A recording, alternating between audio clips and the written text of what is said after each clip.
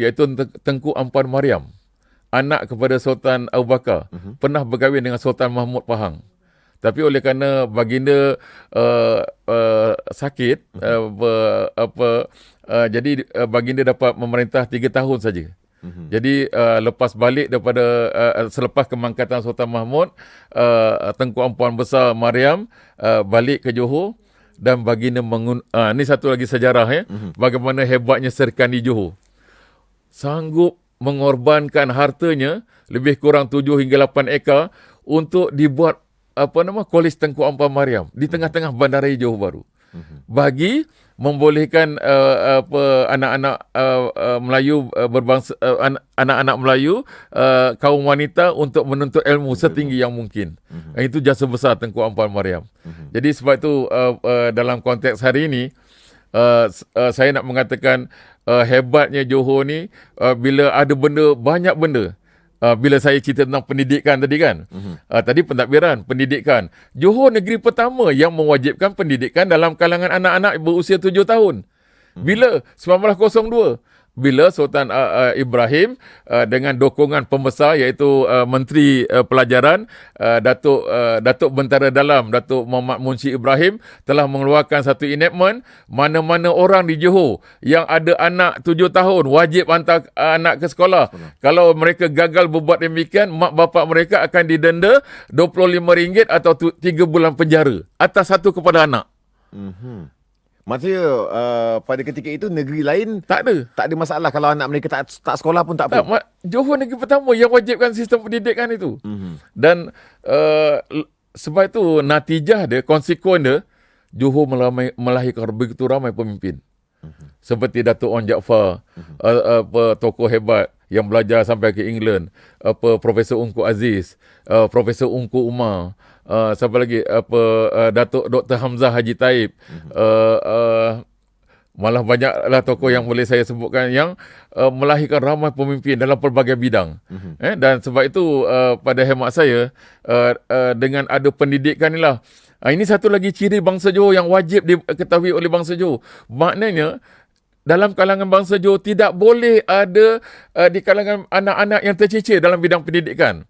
Dan bagi memantapkan lagi pendidikan di Johor, 01 Sultan Ibrahim menitahkan 1918 wajib hantar anak ke sekolah agama. Sekolah agama pula. 1918. Maknanya kalau kita kira sekarang dah lebih 100 tahun sekolah agama. Jadi sebab tu saya nampak betapa hebatnya pemikiran wawasan kepimpinan dahulu dengan 01 tu meletakkan kita terkehadapan dalam perkara lain. Malah dalam sekarang baru ni Tuanku Agong cerita tentang bahasa Melayu sebagai bahasa kebangsaan. Dalam titah baginda ketika perasmian parlimen yang lepas, sebenarnya ini satu lagi perkara yang wajib bangsa Johor tahu. Johor adalah negeri yang pertama mematabatkan bahasa Melayu sebagai bahasa kebangsaan pada tahun 1956, sebelum merdeka lagi. Masa itu ada satu persidangan bahasa dan persuratan di Johor Bahru, dan masa itu ada 2 resolusi daripada persidangan tersebut. Wajib ada Dewan Bahasa dan Pustaka dan wajib ada Maktab Perguruan Bahasa. Dua-dua buat di Johor Bahru. Kalau Dewan Bahasa dan Pustaka dia dibina dibangunkan dalam kawasan Bukit Timbalan, iaitu dekat dengan bangunan Sultan Ibrahim. Kalau Maktab Perguruan Bahasa dekat Bukit Senyum. Dan ini nak menunjukkan betapa Johor. Malah ada satu usaha untuk memindahkan Universiti Melaya di Singapura untuk masuk ke Johor, untuk dibawa ke Johor. Dan tetapi oleh kerana dah merdeka tahun 1957, pemimpin-pemimpin negara memikirkan biarlah institusi besar itu seperti Dewan Bahasa dipindahkan ke Kuala Lumpur yang ada sekarang. Satu lagi Maktab Perguruan Bahasa dipindahkan di sebelah Universiti Melaya di Kuala Lumpur. Dan itu nak menunjukkan betapa bahasa Melayu menjadi dasar utama dalam sistem pendidikan negara kita. Malah adalah satu yang memalukan kalau ada di kalangan bangsa rakyat Malaysia atau bangsa Johor yang tak tahu bahasa Melayu. Sedangkan bahasa Melayu adalah bahasa ilmu dan kalau mengikut Profesor Diraja Syed Muhammad Nakib Alatas, beliau menyebutkan bahasa Melayu pernah jadi bahasa Islami. Kerana bahasa Melayu lah Islam tersebar di seluruh alam Melayu. Dan ini menarik kalau kita kaji sebab Johor lah pengasasnya. Jadi sebab itulah dalam konteks yang lain, saya nak menarik perhatian kenapa Johor 01 bagi mempertahankan kedaulatan Johor. Satu pasukan keselamatan ditubuhkan pada 1886, iaitu Johor Military Force, yang sekarang ini dikenali sebagai Pasukan Timbalan Setia Negeri. Sebab Sultan Abu Bakar fikirkan nak bina sebuah negara bangsa ni, kena ada kekuatan ekonomi, kena ada sistem pentadbiran yang mantap, kena ada sistem pendidikan untuk bangsanya, kena ada sistem keselamatan. Berbanding dengan negara kita, pasukan Askar Melayu Diraja yang ditubuhkan di Port Dickson hanya wujud pada bulan Mac 1933. Kita 1886 dah ada. Dan pada 1905, Sultan Syed Ibrahim tubuh satu lagi pasukan untuk membantu pasukan JMF. Pasukan itu dinamakan Johor Volunteer Force. Okey. Sebab itulah Duli Yang Amat Mulia Tengku Pemangku Sultan Johor cuba hidupkan balik semangat sukarelawan ni, volunteers. So sekarang yang ada wujud kita dengar apa dipanggil? Southern Volunteer. Southern Volunteer, yes. Itu sebenarnya ada kaitan dengan penubuhan JBF yang dibuat oleh Sultan Syed Ibrahim 1905. Kerana baginda memikirkan untuk membangunkan sebuah negeri yang aman dan selamat kerana ada pasukan keselamatan.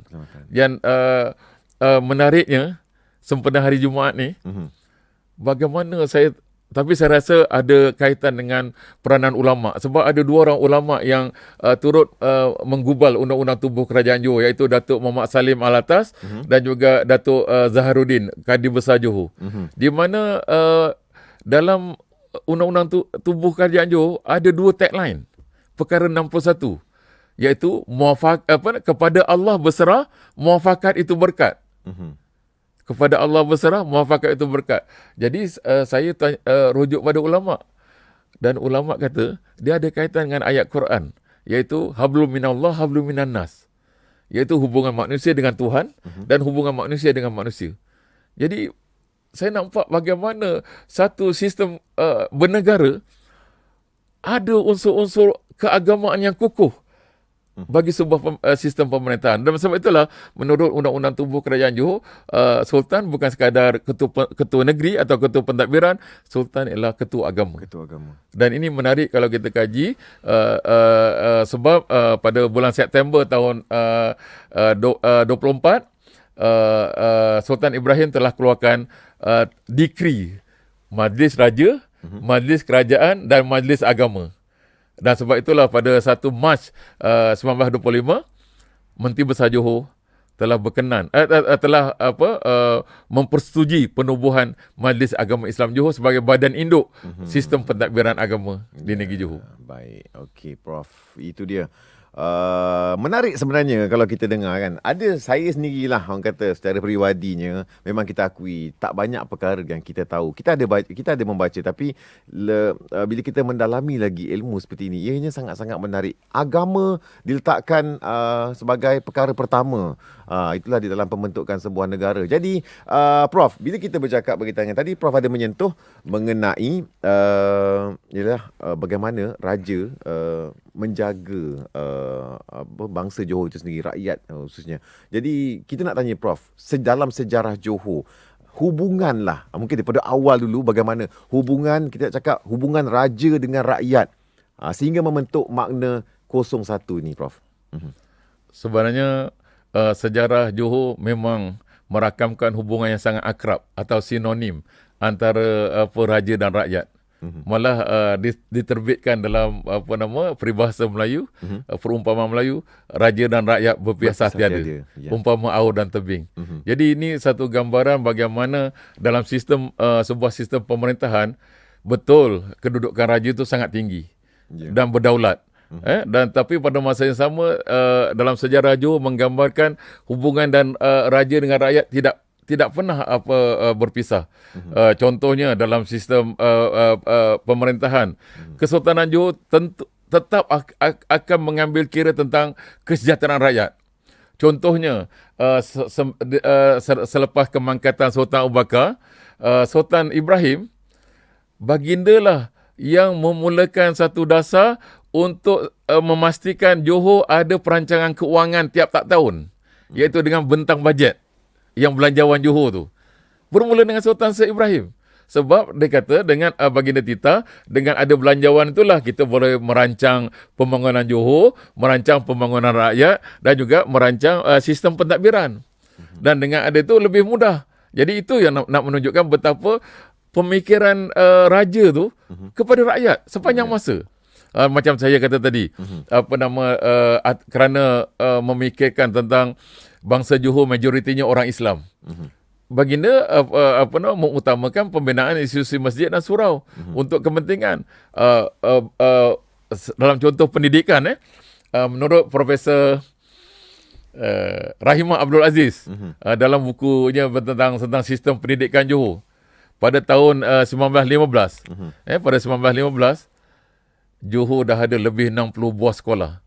Bila saya banding Kelantan Terengganu, baru ada 1-2 buah sekolah 1915. Tapi saya pula tidak boleh berlaku adil kerana di Kelantan Terengganu mereka banyak sekolah pondok.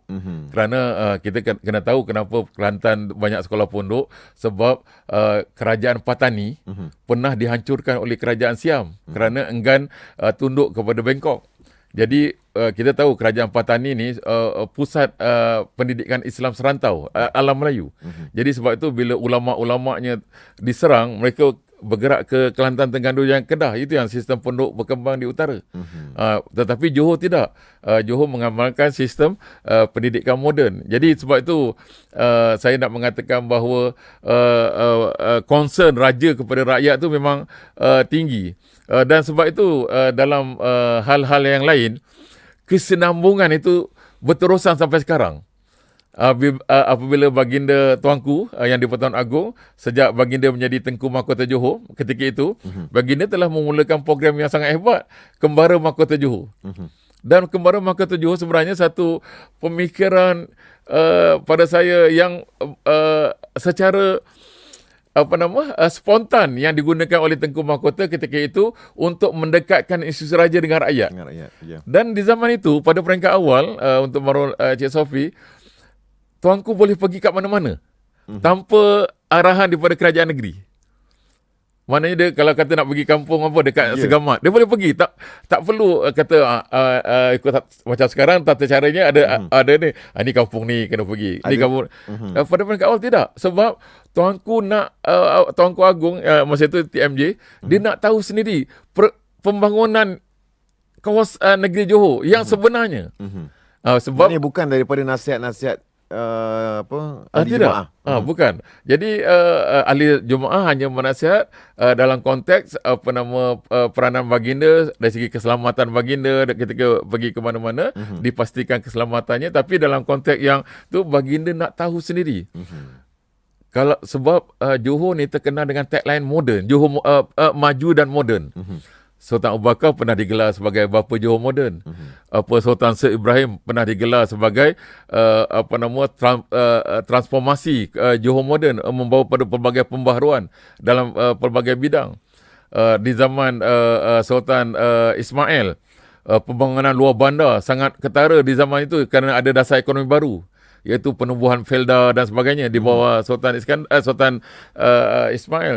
Di zaman Sultan sekarang, Sultan Ibrahim, baginda mempermulakan konsep The Greater Johor Baru, iaitu Johor Baru yang lebih bercambah dengan tambah lagi sekarang dengan ada Special Economic Zone. Dan ini semua menggambarkan kesinambungan. Malah kalau kita lihat dari segi kepimpinan, di zaman Datuk Khalid Nordin, mungkin orang akan terkenang istilah gagasan Johor berkemajuan yang hebat masa itu. Dan kemudian di zaman Datuk Hasni, Pelan Makmur Johor. Dan sekarang Pelan Maju Johor. Maknanya konsep maju tu tidak pernah lekang dalam konteks Johor, tapi barang diingat, dalam konteks maju dan moden Johor, Sultan Syed Ibrahim pernah menitahkan 4 istilah. Johor mesti jadi Johor. Itu yang kita dengar sekarang. Ya. Rupanya daripada Istilah titah daripada almarhum Sultan Syed Ibrahim. Kata dia, menurut baginda, Johor memang nak membangun. Johor memang nak maju. Johor memang nak sejahterakan rakyat. Tapi rakyat mesti ada jati diri. Iaitu, Johor mesti jadi Johor. Dalam bahasa Inggeris, dia sebut Johor forever. Jadi, tapi ada orang kata kita ni terlalu kenegerian. Semuanya tidak. Itu adalah satu asas. Untuk makluman semuanya, saya nak beri penekanan kenapa 01 Johor ni penting untuk kita fahami. Sebab semua yang ada di Kuala Lumpur tu bermula di Johor. Dengan perlembagaan bermula di Johor. Dengan kedaulatan bermula di Johor. Dengan pasukan keselamatan bermula di Johor. Pendidikan bermula di Johor. Undang-undang Islam bermula di Johor. Keselamatan bermula di Johor. Malah dalam konteks perpaduan negara, mungkin Cik Sofi pernah dengar titah tuanku sempena Hari Keputeraan yang lepas. Tidak ada hadiah yang paling berharga dalam hidupnya kecuali perpaduan dalam kalangan rakyat. Dan Johor terkenal dengan konsep muafakat bangsa Johor. Dan ini muafakat itu berkat.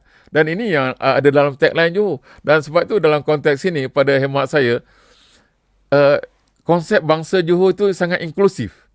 Sebab untuk makluman semua ya, Kesultanan Johor sejak daripada awal, terutama di zaman Sultan Temenggung dan Ibrahim, baginda tak guna istilah sultan. Sebab baginda masih menghormatkan Sultan Ali yang masih hidup. Sultan Ali masa itu memerintah Kesang Tangkap. Untuk makluman semua ya, 1855 Kesang Tangkap masih lagi jadi milik Sultan Ali. Tapi bulan November 1877 Kesang Tangkap dah jadi milik Johor. November 1877. Yang 1855 tu Sungai Muar ke selatan. Maksudnya sebelum tu di bawah pemerintahan daerah negeri? Maknanya yang saya kata tadi, perjanjian awal tu 10 Mac 1855, Sungai Muar ke selatan milik Johor. Sungai Muar ke selatan. Maknanya selebihnya yang utara tu Kesang Tangkap tu, daerah Kesang Tangkap tu milik Sultan Ali Iskandar Shah. Tapi pada bulan November 1877 Kesang Tangkap dah sepenuhnya menjadi milik Johor. Dan orang Melaka kecewa sebab Gunung Ledang dah jadi milik Johor. Ya. Yalah, kalau kita tengok daripada sudut jaraknya tu kan, kalau kita tengok ialah mungkin kita ni kurang juga pemahaman dari sudut sejarahnya. Kalau kita tengok Gunung Ledang, bila cakap pasal Gunung Ledang, banyak cerita itu ke arah Melaka, bukan Johor. Ya, betul. Sebab tu saya kata bila November 1877 tu, bila Kesang Tangkap dah jadi milik Johor, cerita luka lah bagi orang Melaka. Sebab sejarah Melaka tu sangat dekat dengan Puteri Gunung Ledang. Dan dalam konteks yang lain, saya nak menegaskan sebab macam tak lengkap kalau saya tak sebut benda ni. Pada bulan Januari 1946, British telah melaksanakan Malayan Union dan undang-undang itu telah diluluskan di Parlimen London. Januari 1946. Dan orang pertama menentang Malayan Union adalah orang Batu Pahat. Pada 9 Februari tahun 46, bila pegawai daerah iaitu Datuk Ong Jaafar bersama dengan bangsa Johor yang lain berkumpul di depan Masjid Jamik Datuk Bentara Luar di Batu Pahat untuk menentang Malayan Union. Dan daripada itulah, gerakan itulah berkembang di seluruh tanah Melayu dan akhirnya berkumpullah 41 buah pertubuhan Melayu di Kelab Sultan Sulaiman Kampung Baru pada 1 hingga 4 Mac di Kelab Sultan Sulaiman, dan akhirnya dirasmikan penubuhan Pertubuhan Kebangsaan Melayu Bersatu UMNO di Istana Besar Johor Bahru pada 11 Mei tahun 46. Ramai orang kata, dia kata UMNO ditubuhkan di Kelab Sultan Sulaiman Kampung Baru. Tak. Itu hanya persidangan. Tapi tertubuhnya di Istana Besar Johor Bahru. Itu lagi nak menunjukkan betapa sumbangan Johor dalam kemerdekaan negara. Dan untuk makluman Cik Sofi dan rakan-rakan sekalian, betapalah hebat Datuk Ong Jaafar ni. dia sejak umur 8 tahun dapat mengiringi Tengku Ismail, Sultan Ismail ke London, sebab Sultan Ismail dihantar belajar kat London. Jadi Dato' On ni anak Datuk Jaafar Mohamad, Menteri Besar Johor yang pertama. Jadi dia diberi peluang mengiring dan dia pula sahabat baik. Dan ke London, tapi lah bila balik-balik daripada London, British bagi jawatan dia apa? Kerani je. Betapa hinanya British terhadap orang Melayu. Jadi sebab tu pada akhirnya Datuk On Jaafar berusaha meningkatkan kehebatannya, pernah jadi wartawan di Singapura, dan untuk makluman Datuk On Jaafar ni pernah dibuang negeri ke Singapura kerana ada perselisihan dengan pihak istana. Tapi dalam pada itu pegawai daerah Batu Pahat Encik Ismail Abdullah mati dibunuh direngit oleh komunis. Dan Datuk On Jaafar lah ganti tempat dia. Dan ketika satu malam di Batu Pahat, pemimpin komunis di Bukit Pasir nak jumpa Datuk On Jaafar untuk kononnya nak rundingan dengan Datuk On. Isterinya melarang atas dua alasan. Pertama, dia kata DO yang lepas mati dibunuh dekat Rengit. Dia takut Datuk On pula akan mati dibunuh. Akan jadi yang benda yang sama. Yang kedua, anaknya masa itu dalam 2-3 tahun. Usianya dalam usia dan sedang demam panas yang amat sangat, dan kata Datin Halimah jangan pergi, takut anaknya meninggal dunia ketika Datuk On tak ada. Datuk On jawab apa? Negara lebih penting dari anak. Satu pada saya lah satu perkataan pengorbanan tinggi seorang pemimpin. Dan bagi siapa yang lulusan UiTM, saya nak beritahu yang sekarang yang menubuhkan tapi dulu ITM. Namanya dulu Institut Latihan Rida. Oh, nama asal sebelum ITM. Rida tu marah. Rida, okey. Pasal Datuk On yang menubuhkan Rida bulan Disember 1950. Jadi bila merdeka jadi marah. Dan Institut Latihan Rida tu untuk membolehkan orang-orang Melayu mendapat pendidikan dalam bidang yang ada kat UiTM lah. Pendidikan. Maknanya kalau siapa nak tahu jasa Datuk On, graduan UiTM, Itulah dia, Datuk On Jaafar. Dan agak sedih Cik Sofi, bila tahun 62 dia meninggal dunia, tidak berharta. Dalam koceknya lebih kurang RM20, dalam akaunnya RM200. Dan itu pun diwasiatkan kepada keluarganya, gunakan duit itu untuk kebumikan dia. Belikan kafan dan kebumikan dia. Tanpa ada sebarang aset. Itu yang saya nak kata kepada bangsa Johor. Kita ni belajar sejarah bukan sekadar belajar. Kita kena ambil pengajaran bagaimana pengorbanan terdahulu oleh pejuang-pejuang kemerdekaan. Mereka menanam pokok, kita yang petik buahnya. Mana kita yang dapat hasilnya. Dan mereka tak fikir pun tentang kehidupan dia. Macam saya kata tadi, ketika menjadi pegawai daerah Batu Pahat, dia pada masa yang sama telah diarahkan oleh kerajaan Johor untuk menjaga daerah Muar. Tapi tak dibayar gaji. Kalau kita dapat allowance memangku banyak. Jadi tetapi dia tidak berlaku pada Datuk On Jaafar. Jadi itu yang saya nak kata, supaya sementara kita memahami tentang menghayati tentang 01 ni, kita lihat bagaimana hebatnya Johor. Dan sebelum saya terlupa satu perkara lagi. Bangsa Johor kena berfikiran global. Sebab salah satu ciri bangsa Johor ialah hubungan antarabangsa. Sebab Johor ada hubungan dengan Turki macam saya sebut tadi. Johor ada hubungan dengan India. Johor ada hubungan dengan Jepun. Johor ada hubungan dengan China. Kerajaan Malaysia sekarang ada hubungan dengan China baru 52 tahun. Kita bukan bercakap berkaitan negara, Prof. Kita kawasan negeri Johor itu sendiri. Johor ada hubungan dengan negara China seawal 1840. Kalau Cik Sofi pernah pergi ke Istana Besar, ada satu bangunan sebelah tu, Dewan Cina. Dewan Cina tu tahun lepas, iaitu pada September 2025, berusia 150 tahun. Kerana orang-orang pedagang-pedagang Cina, Kangcu, dia kerana atas dasar dia mengucapkan terima kasih kepada Kesultanan Johor, dia menghadiahkan satu bangunan kepada Kesultanan Johor di sebelah Istana Besar yang sekarang sampai sekarang digelar Dewan Cina. Dia menunjukkan perhubungan itu telah bermula sejak tahun tu lagi. Dan insya-Allah pada 11 bulan ni, 11 Februari akan datang, buku sejarah Dewan Cina akan dilancarkan, saya dan beberapa orang penulis. Dan ini nak memberi satu gambaran Johor dengan hubungan antarabangsa sangat menarik. Dan menariknya Cik Sophie, satu fakta. Ini bukan lawyer. Okay. Satu fakta. Sebelum Perang Dunia Kedua, wakil-wakil perdagangan Johor sudah ada di seluruh dunia. Wakil perdagangan. Macam ni lah. Macam ni dari sudut Kementerian Perdagangan Antarabangsa lah. Dari sudut perniagaan lah ni. Perdagangan untuk tarik pelabur. Ada dekat Brisbane, ada dekat Canberra, ada dekat Perth, ada dekat San Francisco, ada dekat Chicago, ada dekat Amsterdam, ada dekat Jerman, ada dekat London. Dia macam duta juga, Prof. Ya.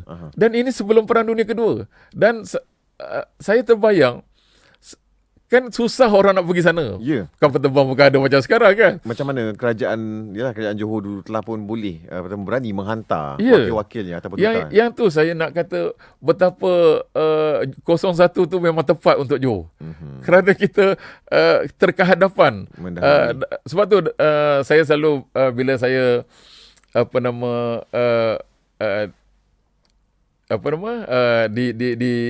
diminta berceramah dengan pelajar-pelajar sekolah, saya tekankan ciri bangsa Johor. Bangsa Johor mesti berpendidikan, bangsa Johor mesti beragama, bangsa Johor mesti berfikiran terbuka, bangsa Johor mesti menekankan muafakat, bangsa Johor mesti menghormatkan kedudukan raja, perlembagaan dan sebagainya. Jadi sebab itu pada akhirnya barulah kita rasa citra bangsa Johor tu memang unik dan istimewa. Baik Prof, akhir sekali Prof, apa yang telah pun Prof kongsikan sebentar tadi, boleh saya katakan adakah Johor boleh kita katakan sebagai Johor 01 tu teras identiti untuk bangsa Johor? Saya setuju dengan pernyataan Cik Sophie. Kerana dengan teras identiti itulah kita rasa begitu bangga dan kita rasa bukan bangga yang riak, bangga dalam konteks yang yang baiklah, di mana kita nak jadi 01 dalam banyak benda. Maknanya kalau kita kat sekolah kita nak nombor satu. Yang nombor satu. Macam sekarang kan, Duli Yang Amat Mulia Pemangku Sultan, supaya bangsa Johor ni terkedepan dalam bidang pendidikan, baginda buat sekolah rintis bangsa Johor yang ada dekat Tasik Utara dan juga di Pasir Gudang. Jadi itu satu yang menarik kalau kita kaji. Jadi sebab itu pada hemat saya, berdasarkan kepada pengalaman saya dalam mengkaji sejarah Johor, saya ingin menarik perhatian kepada seluruh bangsa Johor. Marilah kita sama-sama menyumbang sesuatu untuk pembangunan negeri Johor. Marilah kita berusaha menjadi modal insan yang berguna untuk negeri kita. Malah saya tak heran kalau di kalangan kita, walaupun dah belajar setinggi, kita boleh bekerja bukan saja di Johor, malah di tempat lain.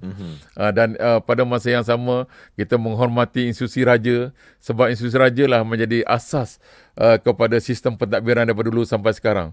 Malah dalam keadaan yang lain, sistem demokrasi, malah hari ini kerajaan memberi peluang yang sebaik-baiknya kepada mereka yang berusia 18 tahun ke atas untuk turut terlibat dalam sistem pilihan raya.